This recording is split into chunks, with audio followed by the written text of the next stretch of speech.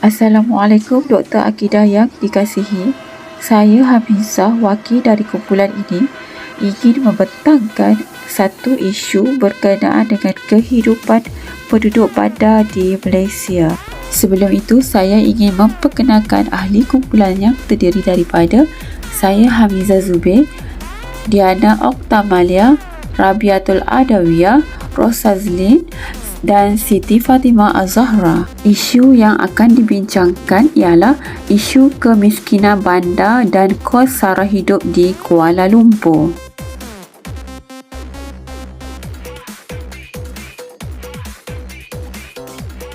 Gambar raja ini menunjukkan penduduk berhijrah dari desa ke bandar.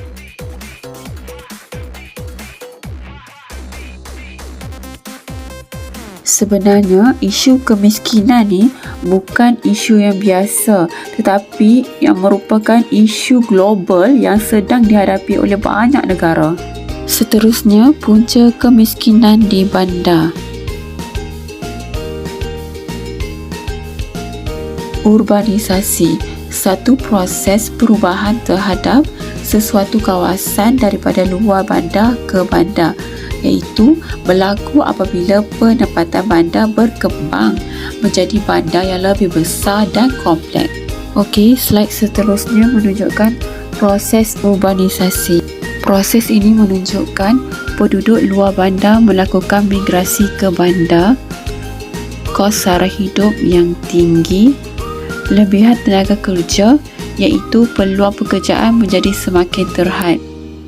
Seterusnya adalah konsep urbanisasi, iaitu pertambahan jumlah dan peratus penduduk tinggal di bandar, perluasan saiz bandar dengan pertambahan bangunan dan infrastruktur serta jaringan pengangkutan, pembangunan struktur dan tradisional, iaitu pertanian kepada ekonomi yang lebih moden, perubahan nilai dan gaya hidup.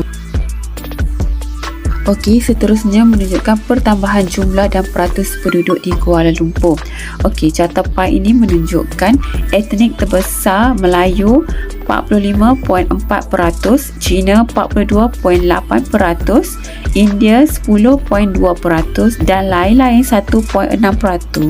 Seterusnya, perluasan saiz bandar dan pertambahan infrastruktur, pembangunan struktur dan tradisional kepada ekonomi moden.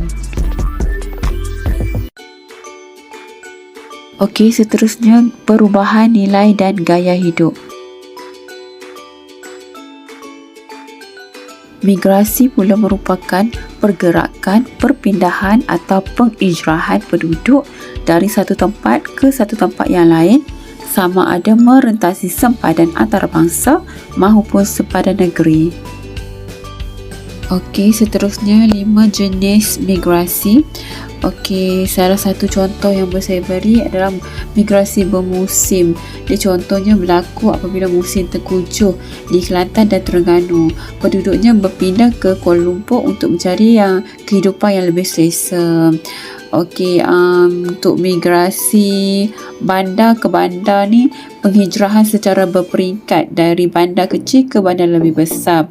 Contohnya macam golongan belia ni, dia berpindah ke bandar yang lebih besar untuk melanjutkan pelajaran.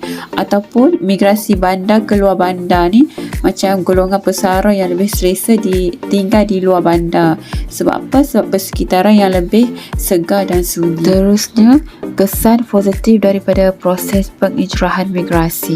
Kesan negatif pengijrahan migrasi. Okey, akhir sekali, perkembangan yang berlaku pada Kuala Lumpur mendapat sambutan yang baik daripada masyarakat tanah Melayu. Transformasi ini mewujudkan pelbagai isu dalam kehidupan masyarakat. Majoriti kalangan yang berada dalam ciri-ciri kemiskinan bandar adalah terdiri daripada mereka yang mempunyai tahap pendidikan yang rendah, penganggur dan yang bekerja sendiri atau tidak mempunyai pendapatan yang tetap.